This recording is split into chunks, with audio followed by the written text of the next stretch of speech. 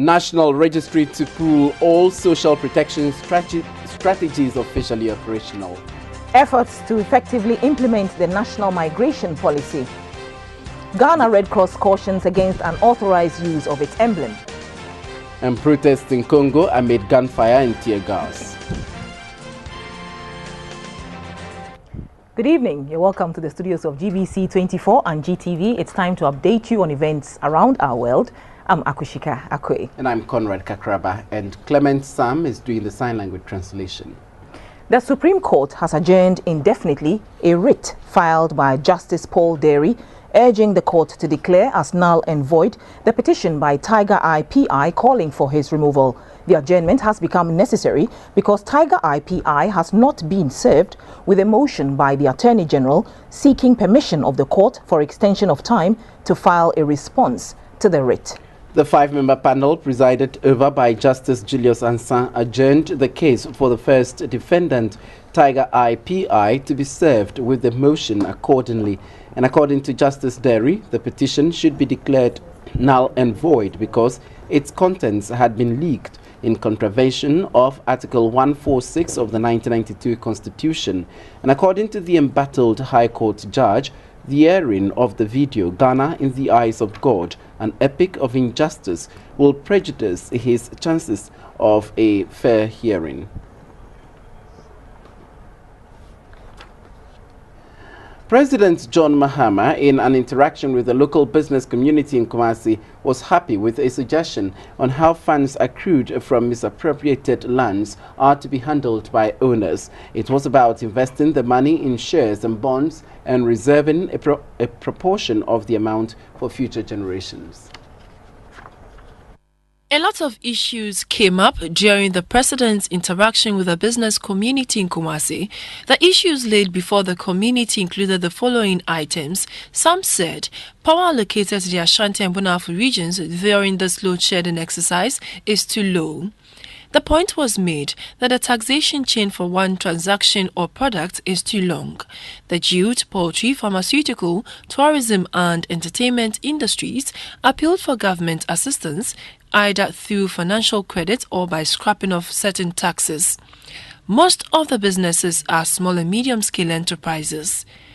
I think if we have a lower interest rate, especially on the agric, because most of the banks, as we know, do source funds in terms of agric, but then the commercial rate that's being given to us is being given to us on a commercial rate level, which is not helping at all.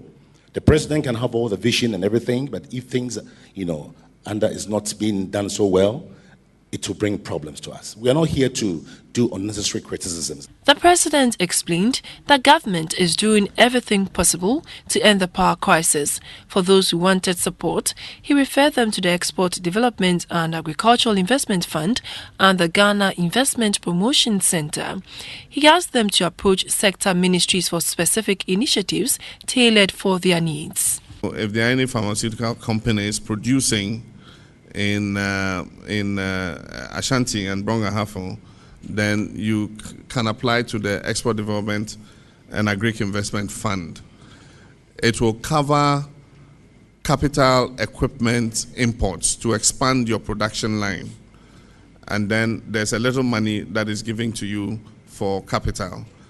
And so they'll come and inspect your existing plants, and then you indicate what particular production you want to expand. Is it antibiotics, analgesics, and so on and so forth? And then the support is given, and then you can expand your production. The president reminded the business community that machinery and equipment imports are supposed to be duty-free. It may amaze you how everyday things, people or places appear seemingly complex. Have you ever wondered what responses you're likely to get about issues you expect everybody must know, especially since they have everything to do with this world that we all live in? In this era of ICT, with everything available at the click of a button, it is easy to access information. So, we posed some questions to the man on the street. Our starting point was the University of Ghana, Legon, a citadel of education. Who is Kofi Annan? He's the Chancellor of University of Ghana and also the UN General Secretary. Kofi Annan is the UN Secretary and also the Chancellor of University of Ghana? Kofi Annan, actually I don't know. Because I don't listen to current affairs. Who is Kofi Annan? He's the Chancellor of UG, University of Ghana. Vena is the former UN General Secretary. What is the main religion of the Burkina Faso people? I don't really know about that one. Who is the current IGP? I don't really know. Who is the current IGP? I don't know. What is Ghana's current population? I don't know anything about the nation. About 25 million. Region in Ghana is adjourns. The Asante region. Can you name any country starting with the letter Y?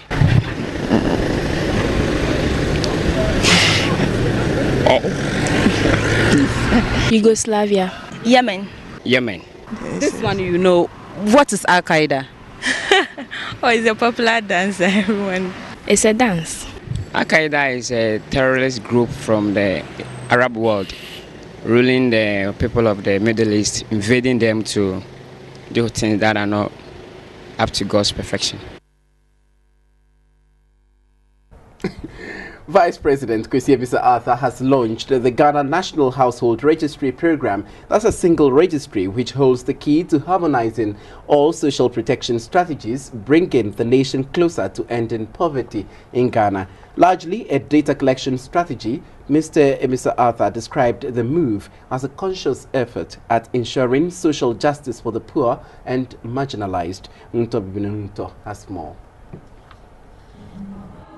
All over the world, social protection initiatives have proved to narrow the gap between the haves and the have-nots. Thus, a redistributive tool for ensuring that economic growth and development is inclusive, broad-based and benefits all, especially the poor and marginalized. This is what the Ministry of Gender, Children and Social Protection has sought to do with the Livelihood Empowerment Against Poverty (LEAP), a cash transfer program supporting families who fall below the poverty line. This is pursuant to the United Nations Millennium Development Goals, which urged nations to halve extreme poverty, a move that is further accentuated by the recently ratified UN's Sustainable Development Goals SDGs upon the expiration of the MDGs. This is what informs an advanced form of data collection to expand the frontiers of social protection. Social protection is contributing to increased enrollment in schools, improve access to healthcare, and reduction of poverty. Launching the Ghana National Household Registry, Vice President Kwesi Arthur counted the benefits of the system. This is clear recognition of the importance of social protection in reducing poverty and inequality. Because by boosting health and the capacity of vulnerable elements in our society, social protection programs can improve the productivity of many people and support domestic demand and stimulate economic growth. In other words, social protection produces social justice. From here, a data collection secretariat was opened to begin the process of what seems to be a dawn of hope to the poor and destitute in society. Ministry says between January and June this year, about 3,500 Ghanaians made their way to Italy through irregular means. The ministry says the type of practice calls for drastic interventions by respective governments globally. To stem this, migration experts have met in Accra to share information on how to effectively manage and implement the National Migration Policy, which was recently adopted. The Ministry of the Interior is spearheading this policy, which was formulated in 2011 to guide and properly manage all forms of migration in Ghana. Migration, in a sense, is negative as it has led to brain drain on Africa, but the phenomenon is said to have economic advantage because remittances from African migrants living overseas is a huge investment in Africa. The formulation of the National Migration Policy was necessitated by unavailability of reliable data to integrate migration into the development agenda of Ghana.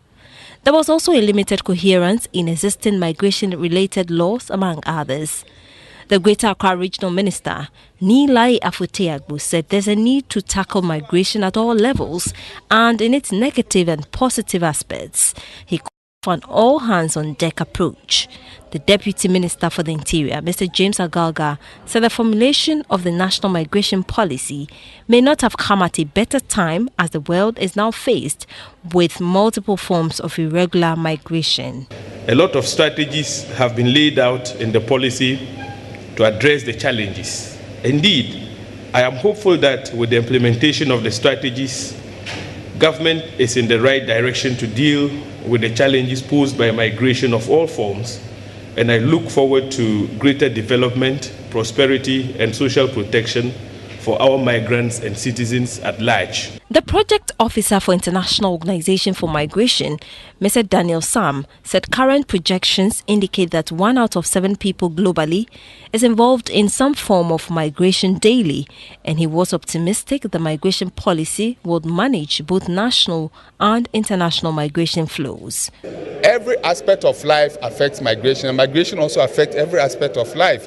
So that is why I think the government has found it prudent to adopt this policy in a sense that with the policy objectives, we tend to achieve proper management of our migration issues in the best of humane manner and also within, intra-regional and also externally. We are always trying to prevent irregular migration and always making sure that we promote the safe side of migration. And that is why we think having a policy in place will actually ensure that migration governance is actually also established within Ghana. Representatives from the Eastern, Central, Volta and the Greater Accra regions benefited from the sensitization forum. The Ghana Red Cross Society is cautioning the public against the unauthorized use of its emblem, which it says is against the laws of Ghana. The society says it will soon launch a campaign with the security agencies to flush out the bad nuts for sanctioning.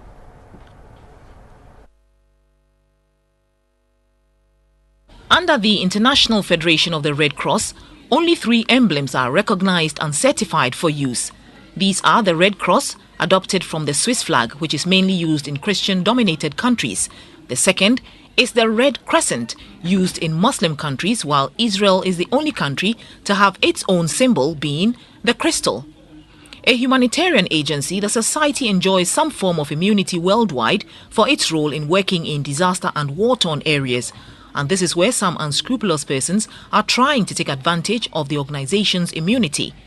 Since Ghana signed onto the Geneva Convention in 1958, it chose to identify the society in Ghana with the Red Cross symbol. For over 50 years, the Ghana Red Cross Society has operated in the country. Its latest humanitarian service was support for the June 3rd flood and fire disaster victims. Meanwhile, some persons, groups and health centers have taken advantage of the privileges enjoyed by the society to misuse their identity. And the Ghana Red Cross Society says it is revising and tightening its laws. Anywhere you see the A sign, it tells you that there's an hospital there. So those hospitals are supposed to be the A sign. But you find out that sometimes in public, you see an ambulance with a Red Cross emblem moving in town. All these things are under the misuse of the emblem. So when the law starts applying, you will not be able to have excuse to say that you didn't hear about it. Under the 1972 National Redemption Council decree, apart from the security agencies, no one is allowed to use the society's emblem without prior approval from the government or the Red Cross. Anyone found culpable is liable to imprisonment or a fine. The government has given a facelift to the Yomba Special School in Tamale. The school, which has 120 autistic pupils on roll, is the only government special school in the 3 regions of the north. The project included classroom blocks, boys and girls dormitory, a dining hall with a kitchen, 4-unit story 2-bedroom teachers' quarters and a security post worth 2.8 million Ghana cedis. The 120 pupils are currently housed in a 3-classroom block. The pupils who suffer from autism are given vocational skills and are therefore able to make doormats, batik tie and dye, and sandals, among others. At the handing over of the completed project, the Northern Regional Minister Alhaji Mohammed Muniru Limuna advised parents of mentally challenged children to make every effort to send them to special schools like the Yumba Special School. He said a lot of such children are gifted in many ways. So we are appealing to our parents. When you have such children, don't hide and kill them. We have the staff and teachers have the skills to train them to be useful in society. Very soon we'll be seeing their handiworks. Whatever we can do to make it comfortable here, to be able to also protect our children for us here, we'll do that. The headmistress of Yumba Special School, Jalula Medina, appealed to the government for a bus and other social amenities to make life a bit easier for the children. We need your support now and ever than before. These children must be considered as such and even given the support that they can do something for themselves, our dear nation Ghana, and the society as a whole. This is News Hour on GBC24 and GTV. We'll be back with business news. A very good evening. We'll get the latest from the world of business. This package is brought to you by EcoBank, Hisense and Airtel. My name is Morris Ogbete. Now, the government will from 2016 estimate a dividend payable to all state-owned enterprises in the budget statement of the country. A Deputy Minister for Finance, Mr. Kesala Tufosin, said the state-owned enterprises are expected to work hard and make profit in order to pay dividends to the government, which is a sole shareholder of these institutions. He made the statement when the Ghana Ports and Harbours Authority paid a 4 million Ghana cedi dividend to the government in the 2014 financial year. The Ghana Ports and Harbours Authority (GPHA) is a statutory public corporation mandated to plan, build and control ports in Ghana. Currently, the Ghana Ports and Harbours Authority owns and operates 2 commercial ports, the Tema and Takoradi ports. According to figures from Ghana Ports and Harbours Authority, the 2 seaports handled container capacity worth a total of 894.362 thousand 20-foot equivalent units in 2013. The Tema Port handled 841.989 thousand 20-foot equivalent units, while the Takoradi Port handled 52.373 thousand 20-foot equivalent units. This makes Ghana's ports one of the vibrant ports in the sub-region. Total maritime trade for the period January to March 2014 amounted to over 4.7 million tons. The Tema Port handled over 75% of the total trade, which was over 4.7 million tons, while the Takoradi Port handled the remaining 25% for the period.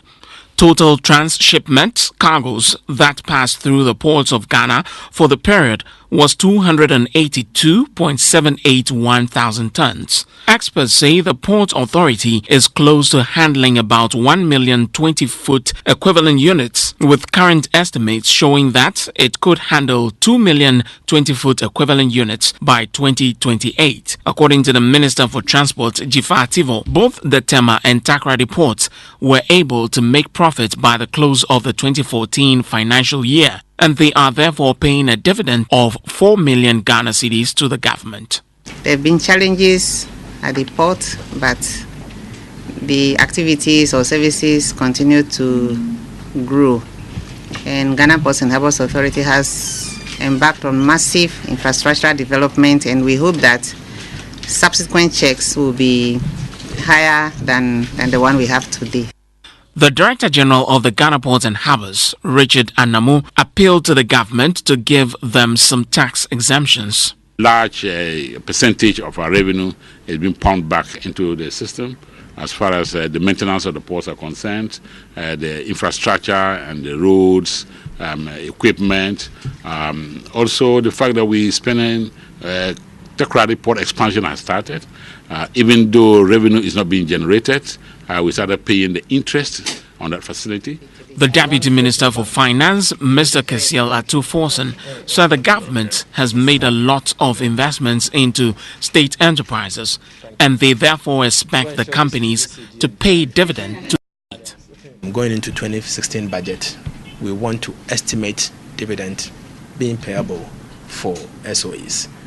Not only joint venture company, we want the SOEs to pay taxes. We want the SOEs to pay their dividend because we have sunk enough investment out there. This is the first time the Ghana Ports and Harbours Authority is paying dividends to the state since 2010. Still in business, the managing director of BOST, Mr. Kwame Wiadako, is appealing to the National Petroleum Authority, NPA, to increase its inspection regime in checking petroleum service providers who export petroleum products out of Ghana to Burkina Faso and Mali. He said this will reduce the situation where products from Tema for those countries find their way back into the country without the appropriate taxes being paid. The government introduced deregulation into the petroleum sector in 2005 to address the fundamental problems of the petroleum industry. This was a policy to remove the inefficiencies in the sector by allowing private sector participation in oil procurement, which has previously been limited to the Tema oil refinery. The opening up to imports of refined petroleum products by private enterprises was a step towards eventual full liberalization of the sector. 10 years after the deregulation of the petroleum sector, the government moved towards price liberalization. Government therefore directed that the National Petroleum Authority (NPA) must not be involved in the pricing of petroleum products effective 15th June 2015. This means from 15th June, the bulk oil distribution companies (BDCs) would be allowed to fix their own prices. Barely 3 months into the deregulation of petroleum products, officials at BOST say trucks come into the Tema depot with foreign number plates from Mali and Burkina Faso to load petroleum products for export, but the products never leave the country. This means these petroleum service providers do not pay the expected taxes, hence cheating the system. The managing director of BOST, Mr. Kwame Wiadako, called on the NPA to take action as this leads to revenue leakage for the country. Why that phenomenon is taking place today is because in a deregulated environment, there is pressure on petroleum service providers and various OMCs to have lower prices to serve the price competition in the market. And as a result of that, the objective of potentially evading taxes is beginning to surface in their activities. We've noticed it, we've informed the ministry, we've informed the NPA, and I believe the right action is going to be taken. Mr. Kwame Wiadako said most Ghanaians front for these petroleum service providers. In one incident, we arrested a truck because in our inspection, we noticed that behind the foreign number plate was a Ghanaian registered truck.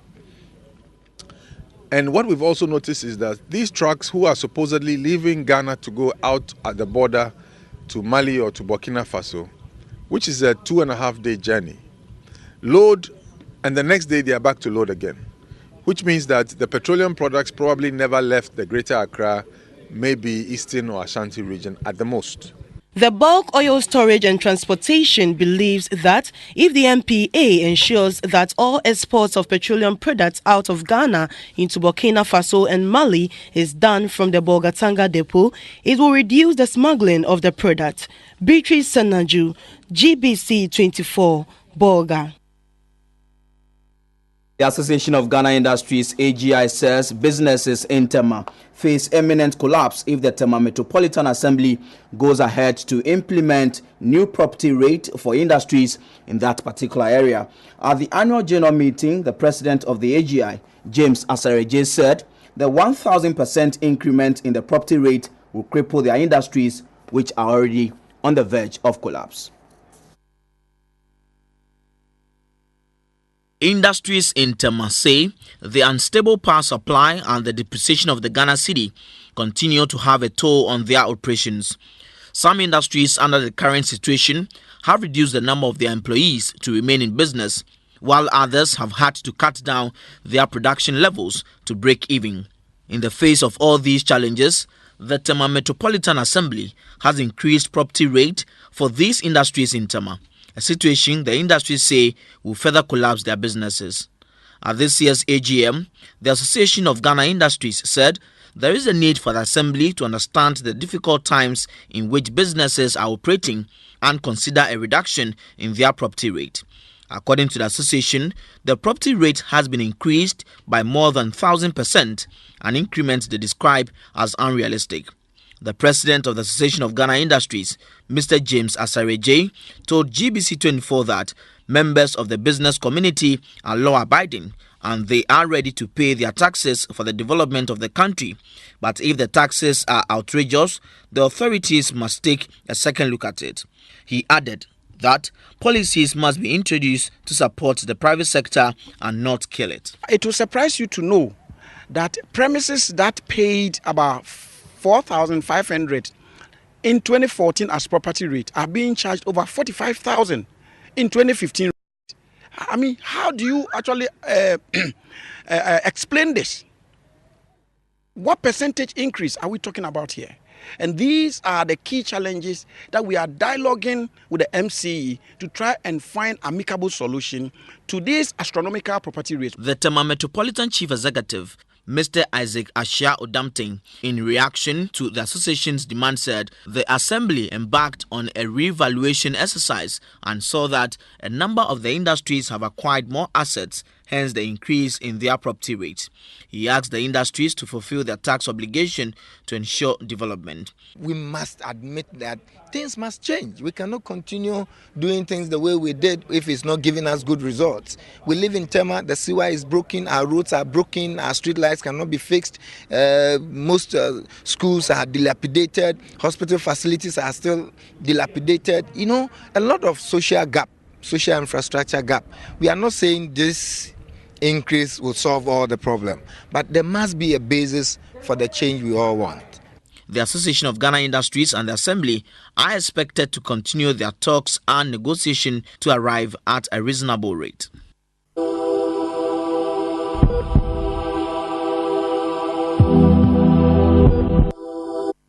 Some health news brought to you by FPAC. FPAC blows your pain away. Between Thursday, 22nd of October and Saturday, 24th of October, children below the age of 5 in 108 selected districts in Ghana will be immunized with 2 drops of the polio vaccine. This year's public health intervention, which seeks to prevent children from the crippling and infectious disease known as polio, is part of efforts to support the final effort to eradicate poliomyelitis. A polio survivor, Isaac Wadi, tells the story of bearing the brunt of his mother's ignorance of the importance of immunization. Just 2 drops of the routine polio vaccine could have saved Isaac from being crippled.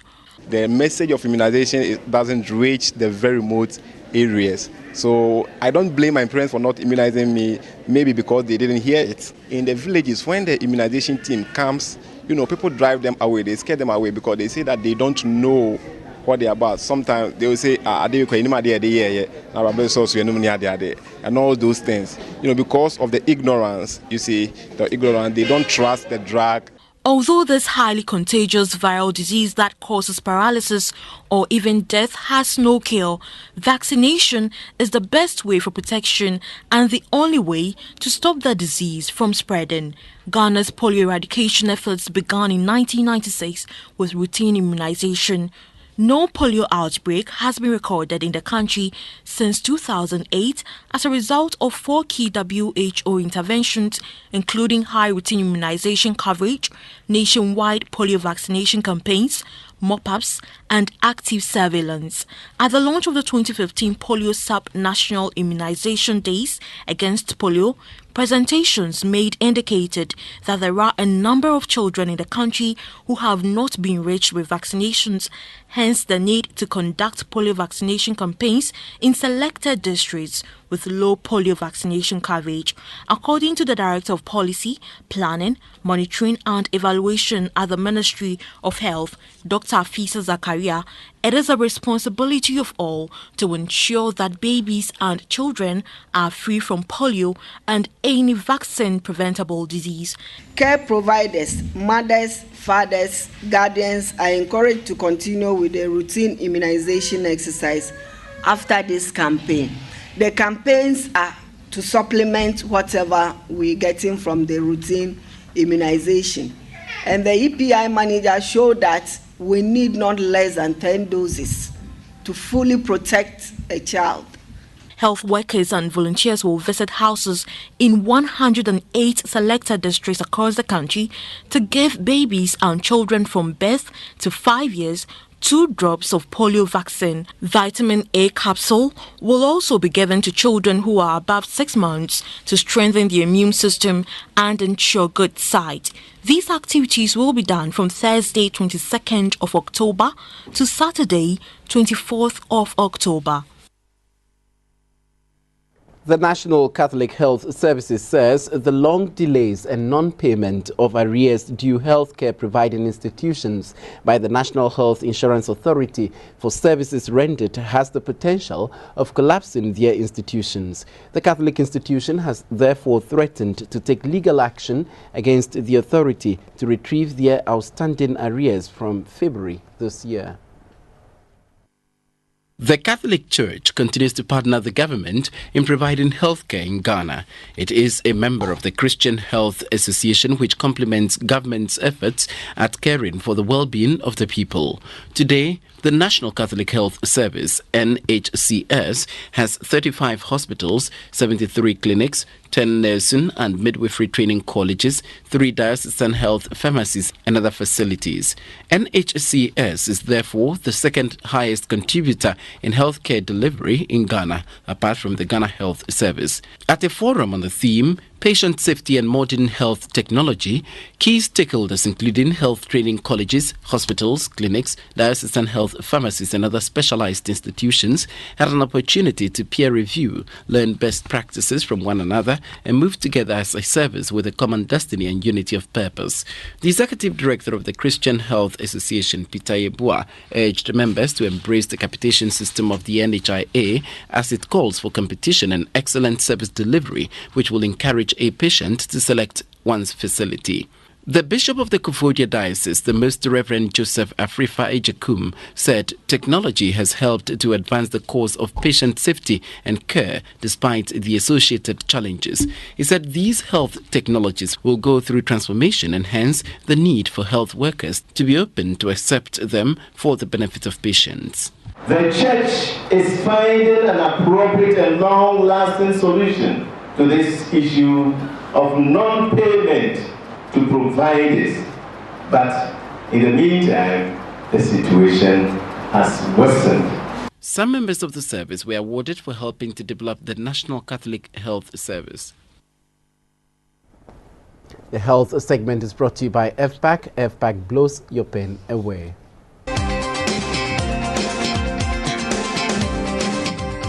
And now some international news. At least 5 people have been killed in the Republic of Congo when police opened fire on protesters against the president's bid for a 3rd term in office. The clashes in Brazzaville on Tuesday erupted after authorities banned a planned protest rally against a referendum on Sunday. on President Denis Sassou Nguesso's quest to extend his 3-decade stay in office. Earlier, communications were cut in Congo's capital Brazzaville just hours ahead of the protest, and shops remained shuttered, and schools and offices were closed across most of the city as young protesters took to the streets and torched tires in protest in Brazzaville's southern district of Makelekele and western district of Bakongo.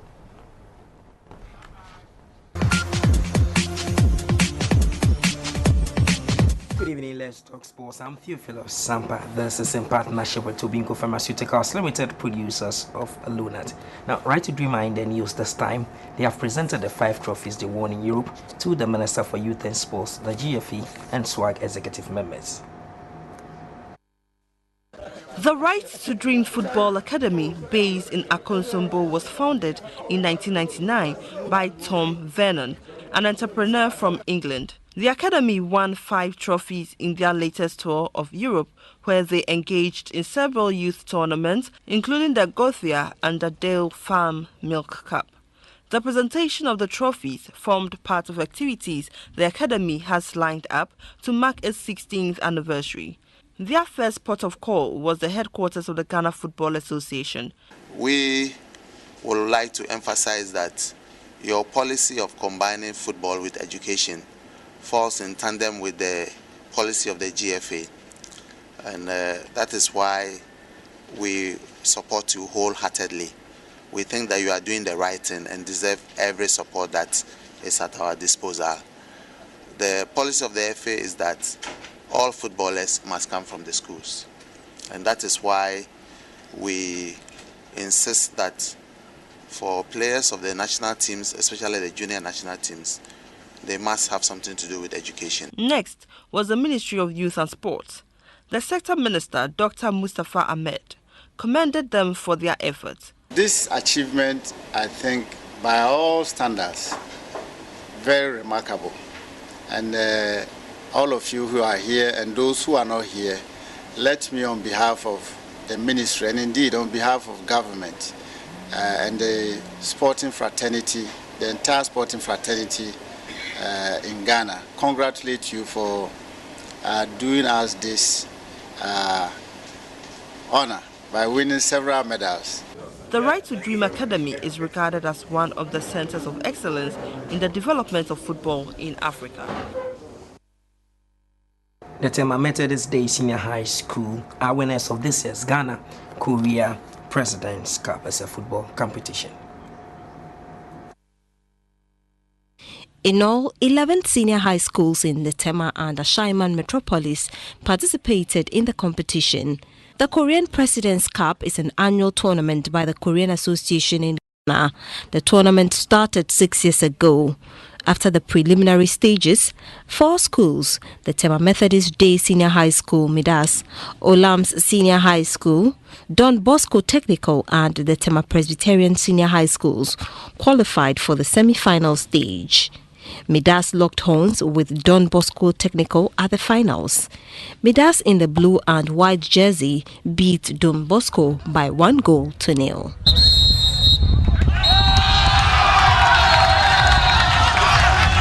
The Korean ambassador to Ghana, Leo Won-Kin, was impressed at the quality displayed. This tournament is the good instrument for us to foster our friendship and relationship. Further, for participating schools and players, it is a good chance to show their footballing skills and to exercise their physical strength and to renew their friendship. Certificates, trophies and souvenirs were presented to deserving players and teams. That's all for sports.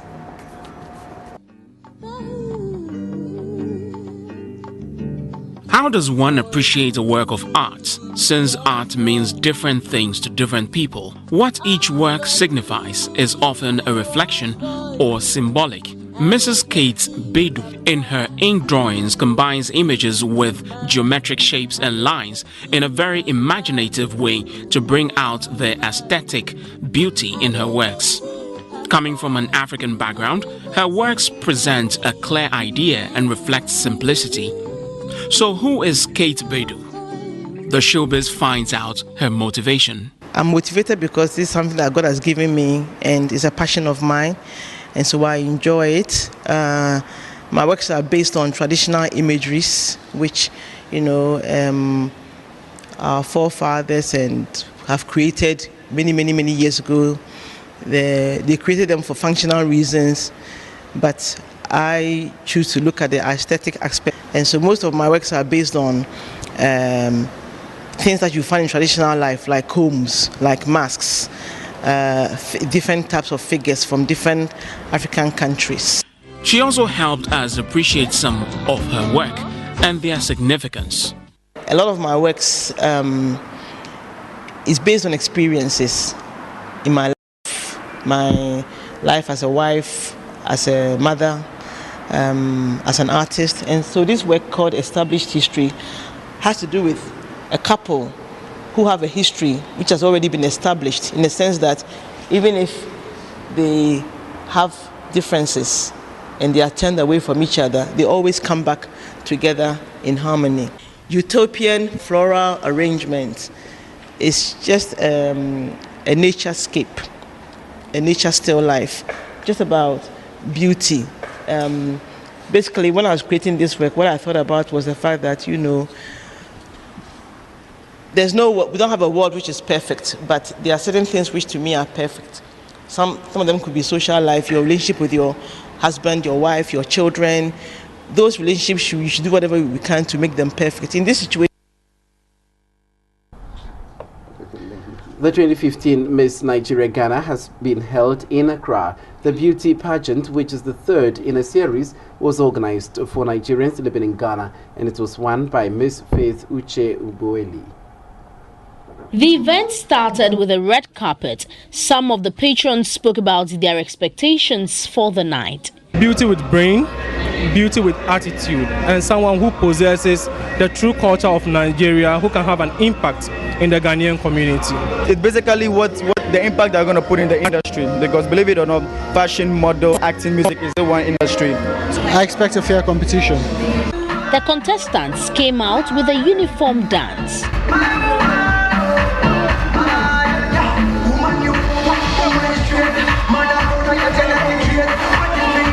The ladies displayed their rich Nigerian culture.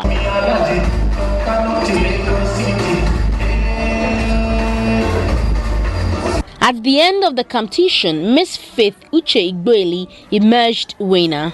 The organizer of the event, Benjamin Mills, spoke to GBC24. It's pretty difficult. Organizing shows like this is not easy. You have a lot of things you have to input into it, from stage decor, artist management, even the ladies that you manage to showcase what they have on the show. It's not easy.